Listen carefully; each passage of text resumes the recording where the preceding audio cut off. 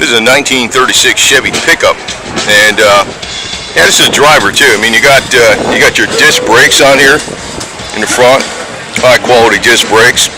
A lot of meat on those discs. Small block, you can uncork it right there if you want to.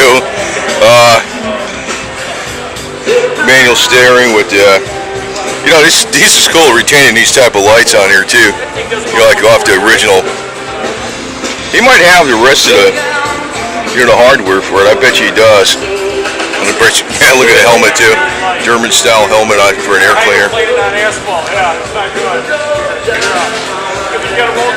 It's a nice small block Chevy.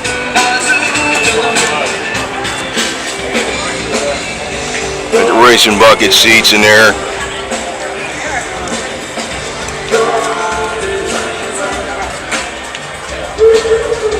And that's an automatic.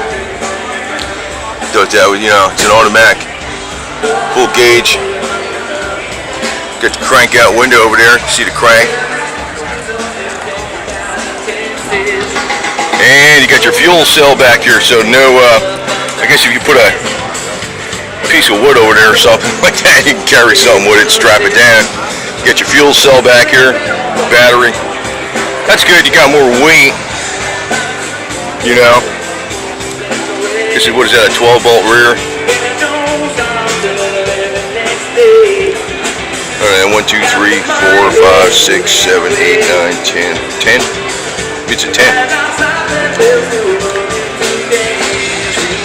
Yeah, it's a 10 volt.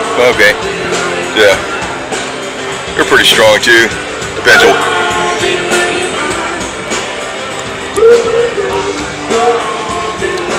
Not much weight on this thing, so you can look at the rubber you got on this thing too, man.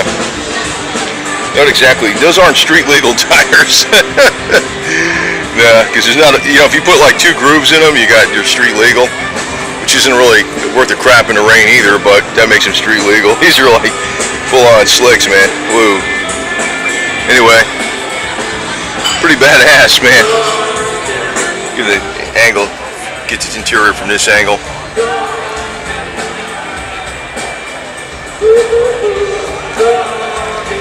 It's a driver and a runner, man.